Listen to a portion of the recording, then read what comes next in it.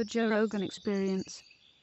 The history of the human race is so weird in terms of the rise and fall of these civilizations and cultures that we're always, at least I am, always looking at like how long is this going to last? Like how long is this one particular nation going to keep it together? I mean, if you look at how many different countries have been around, that just how many, dominant cultures, Rome, for instance, like just now it's just Italy. It's just normal. It's like a normal European country. It used to be this conquering nation. Like how long can we kind of keep this thing up? And what are your thoughts on the future of just even the idea of nations? It seems like our boundaries and our borders, the way we have online, this ability to communicate with people all over the place, everywhere, it seems to me to lessen the necessary, or the need rather, for borders and for these walls that we're now literally and figuratively talking about putting up. Yeah, I think there's going to be a kind of a balance. An interesting thing about nation states now is that there's a sense in which they're treated as immortal. And that, whereas, as you mentioned, for most of history, they were conquering emperors and nations were wiped off the map and engulfed and conquered. And now you look at a map of the world, and it's actually not that different from what it was 70 years ago. I mean, there are colonies that achieved independence. There's some big states like the Soviet Union that fragmented. But the borders in between the Soviet republics are now borders between nation states. And no nation has gone out of existence through conquest since 1945. At least internationally recognized state by the UN. So there's this norm, even though the borders are often crazy, and they were arbitrary lines drawn on a map. But one of the reasons that, again, this is counterintuitive, that wars have gone down and deaths in wars have gone down, is that borders are now treated as sacrosanct by the kind of international community. Not 100% of the time. You had Russia annexing Crimea. But those are exceptions. And by and large, unlike, say, in the past, in the 19th century, where the U.S. had an unpaid debt from Mexico, so it conquered Texas and Colorado and Nevada and California, that doesn't happen anymore. And so the borders have kind of been grandfathered in, and that's one of the reasons why the world has been more stable in terms of the map. On the other hand, as you mentioned, there's another sense in which we have this global community that transcends borders. We have things like the European Union. We have the United Nations.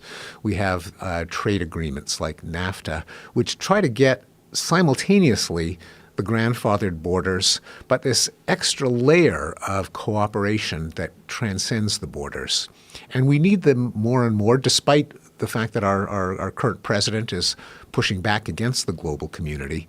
But because there are problems that are global, migration, terrorism, climate, pollution, rogue states, and the fact that people, even if you grow up in France and you consider yourself a French citizen, you want to be able to spend a summer in Italy or in England or in Belgium if that's where there's a good job. And there's a desire among people to be able to move to wherever the opportunities are best.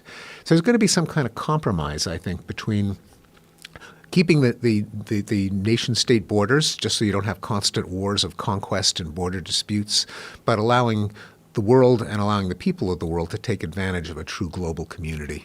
Yeah, I feel like that's one of the things that people were most upset about Brexit, was that this is, even though the people that were pro-Brexit felt like this was in the interest of the UK and the interest of England to be separate from all this because they were doing better and because they didn't want all the negative possibilities from all these other places coming into their environment.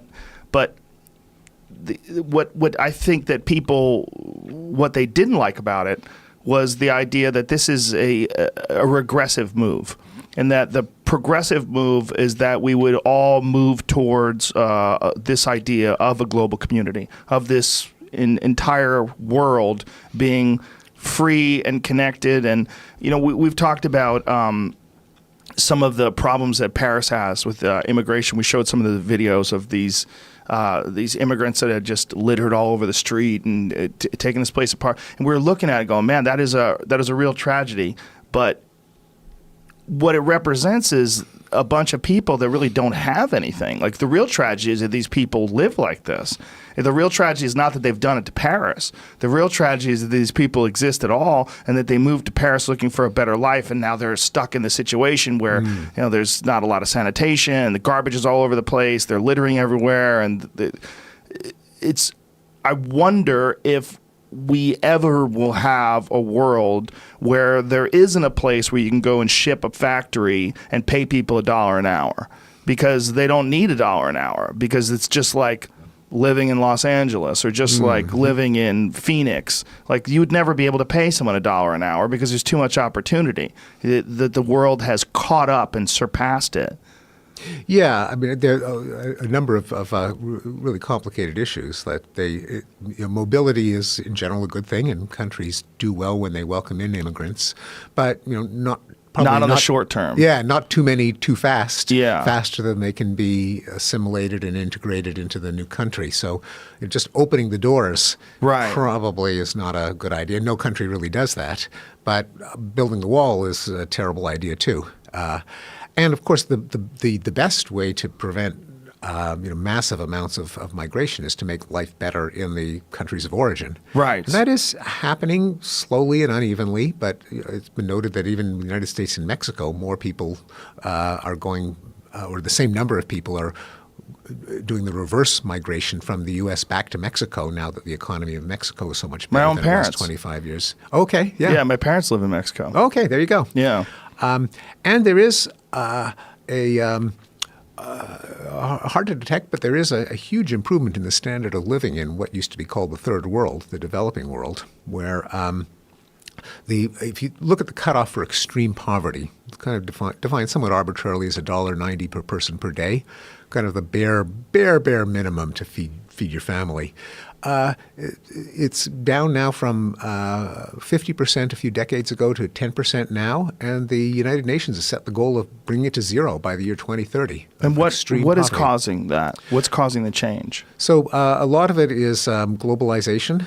That, I mean, even though that's kind of a villain in many people's eyes, but when you have a huge global market, then and the introduction of factories and industrialization in China, in India, in Bangladesh, sometimes the conditions are grim, but the conditions, being a peasant in the rice paddies, was even grimmer. And when you have people integrated into the economy, selling their products on a world stage, they can get richer. And so also better policies. We have governments that are no longer communist or like really heavy-handed forms of socialism where everything is defined by the bureaucrats and you need 50 licenses to do anything, and you have a little bit more economic flexibility. That tends to make countries richer. It doesn't mean that you could do away with regulations on workplace safety and environment. And as countries get richer, they tend to be more protective of their workers and of the environment. Right. And leaders that kind of think of their mandate as, how do I get my country to be richer? And the most dramatic case was China, where Mao had these harebrained schemes of huge collective farms and people smelting iron in their backyards, and anything that occurred to him in the middle of the night he would force on hundreds of millions of people, and it caused these massive famines. Then Deng Xiaoping took over and he said, getting rich is good. And he said, black cat, white cat, as long as it catches mice, it's a good cat. So much more pragmatic, much more concerned with the welfare of their citizens. When you have leaders who have that mindset, then their country can get wealthier and their citizens better off. Now, but are you concerned? I mean, I agree with you that it probably is one of the reasons why these people are experiencing this greater quality of life is because of globalization, because these factories are moving in. But they're living lives that are very different, and maybe perhaps it's by our standards that their lives are better. That maybe if these indigenous people were living this sort of subsistence lifestyle, that even though on paper they would be existing in extreme poverty, But if they're perhaps like living in the jungle or somewhere along those lines where you have access to all these natural resources, that even though they'd be living in extreme poverty, they'd be living maybe perhaps even a better life by just eating the fish and eating the plants and hunting and fishing and doing what they had normally done for thousands and thousands of years, rather than making $1 an hour in a Nike factory. Right, and it's certainly true that of indigenous peoples who are living in hunter and horticultural lifestyles, that there are real crimes in displacing them, often not so much by factories but by miners and loggers.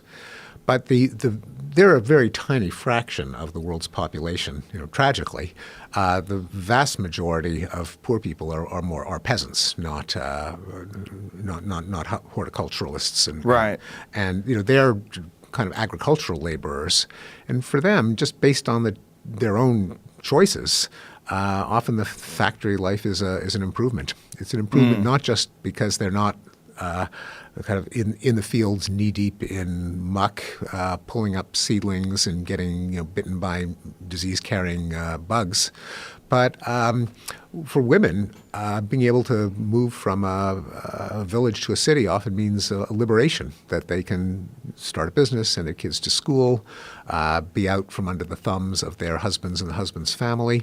There's can be a liberation, just as what our ancestors did when they left the farms for cities 150 years ago. So, which is not to say there isn't exploitation and cruelty, which ought to be opposed, and in the case of native peoples, often criminal displacements.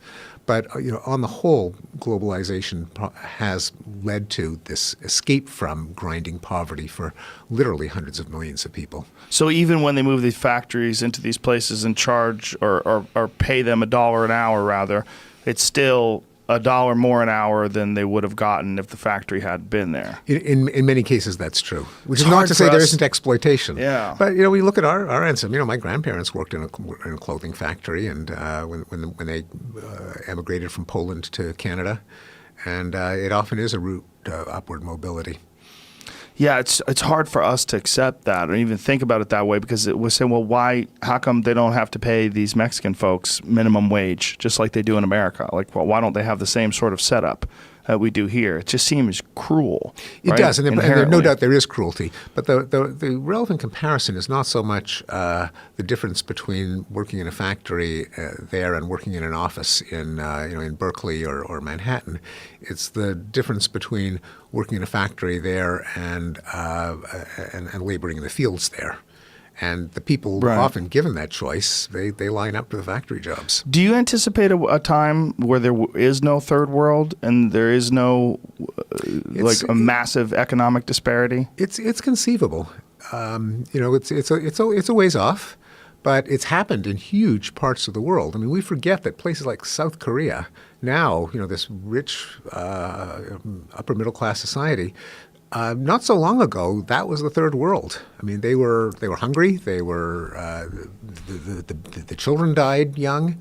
A lot of them living in squalor, and that was true certainly in China. Lots of parts of China now that are pretty much middle class that were squalid not so long ago.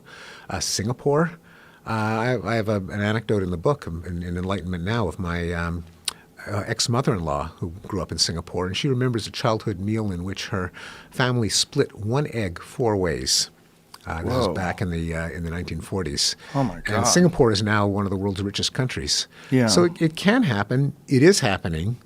The most remote, poorest parts of the world are going to be the hardest to bring up to middle-class standards, like Congo, like Haiti, like Afghanistan. But in large parts of the world, there's been a huge increase in the standard of living.